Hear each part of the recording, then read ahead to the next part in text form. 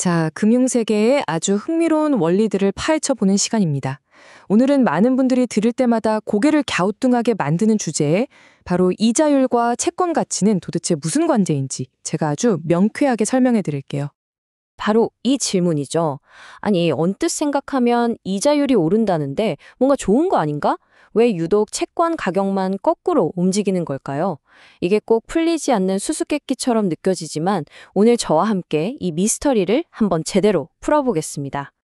사실 이 둘의 관계는요, 금융의 가장 기본적이면서도 진짜 중요한 원리 중 하나예요. 이자율과 채권 가격은 마치 시소 같다고 생각하시면 딱 맞습니다. 한쪽이 쑥 올라가면 다른 한쪽은 반드시 쑥 내려가게 되어 있거든요. 이 금융의 시소가 어떻게 작동하는지 지금부터 한번 제대로 파헤쳐 보겠습니다.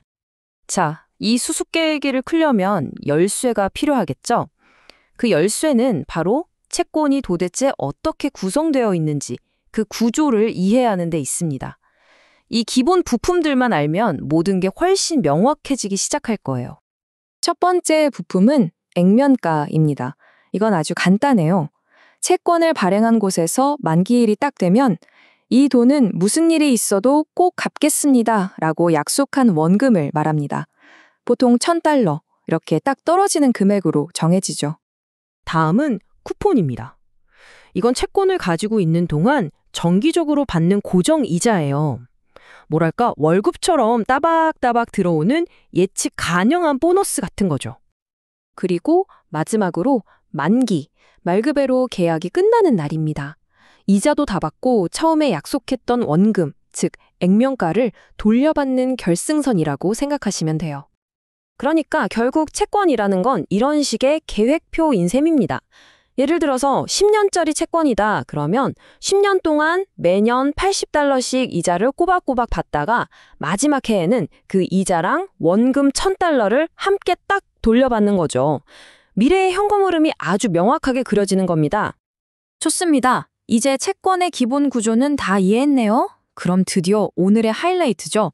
도대체 왜 가격과 이자율이 서로 우르렁대면서 반대로 움직이는지 그 법칙의 비밀을 파헤칠 준비가 되셨습니다. 자, 한번 상상해 보세요.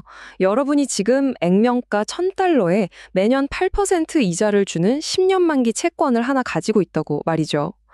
와, 매년 $80씩 안정적인 수입이 보장되니까 꽤 괜찮은 투자죠? 자, 여기서부터가 진짜 중요합니다. 처음엔 시장 이자율이 8%라서 내 채권이나 새로 시장에 나오는 채권이나 똑같은 가치를 가져요. 가격은 액면가 그대로 $1,000죠. 그런데 갑자기 시장 이자율이 10%로 확 올라버리면 어떻게 될까요? 이제 새로 나오는 채권들은 이자를 10%나 주는데 내 손에 있는 이 8%짜리 채권은 갑자기 매력이 뚝 떨어지죠. 누가 이걸 제값 주고 사려고 하겠어요? 당연히 없겠죠. 그러니까 이걸 팔려면 가격을 낮춰서 다른 투자자들 눈에 매력적으로 보이게 만들어야만 하는 겁니다. 그럼 얼마나 낮춰야 할까요? 이걸 금융공학적으로 딱 계산을 해보면 시장 이자율이 10%일 때 내 8%짜리 채권의 현재 가치는 약 $884 정도로 떨어지게 됩니다. 이자율이 겨우 2% 올랐을 뿐인데 내 자산 가치가 이렇게나 구체적으로 영향을 받는 거죠. 이 원리는 물론 반대로도 똑같이 작동합니다. 만약에 시장 이자율이 6%로 뚝 떨어졌다고 생각해 보세요. 와, 이제는 새로 나오는 채권들보다 더 높은 이자를 주는 내 8%짜리 채권이 갑자기 엄청난 인기 상품이 되는 겁니다. 모두가 이걸 원하니까 가격은 당연히 액면가 $1,000 위로 올라가게 되겠죠. 바로 이겁니다. 이자율이 오르면 기존 채권 가격은 내려간다. 이자율이 내리면 기존 채권 가격은 올라간다. 이것이 바로 금융의 시소 원리입니다. 오늘 다른 건 다 잊으셔도 이 시소 하나만은 꼭 기억해 주세요. 하지만 모든 채권이 이 시소를 똑같은 방식으로 타는 건 아닙니다. 어떤 채권은 시소가 살짝만 움직여도 훨씬 더 민감하게 막 요동을 치거든요. 이제 채권의 리스크에 대해 이야기해 보겠습니다. 채권의 리스크는 크게 두 가지 맛이 있다고 생각하시면 편해요. 하나는 만기까지 남은 시간, 즉 이자율 리스크고요. 다른 하나는 발행한 곳이 돈을 갚을 능력이 있느냐, 바로 신용 리스크입니다. 먼저 이자율 리스크, 이건 핵심이 시간입니다. 만기가 길수록, 그러니까 내 돈이 더 오랜 기간 묶여 있을수록 이자율 변화에 훨씬 더 민감하게 반응해요. 예를 들어 30년 만기 채권은 1년 만기 채권보다 가격 변동폭이 훨씬 클 수밖에 없는 거죠. 왜냐하면 그만큼 오랜 기간 동안 정해진 이자율에 갇혀 있기 때문입니다. 다음은 신용 리스크입니다. 이건 아주 근본적인 질문이죠. 과연 이 돈을 떼이지 않고 다 받을 수 있을까 하는 겁니다. S&P나 무디스 같은 신용평가사들이 바로 이 안정성을 평가해서 등급을 매기는데요.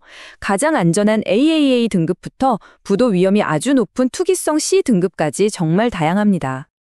자, 그럼 이렇게 복잡해 보이는 채권의 원래가 우리 실생활이랑 도대체 무슨 상관이 있을까요? 여러분 생각보다 훨씬 중요합니다. 우리가 왜 이 금융의 시소를 꼭 이해해야만 하는지 그 이유를 한번 살펴보죠.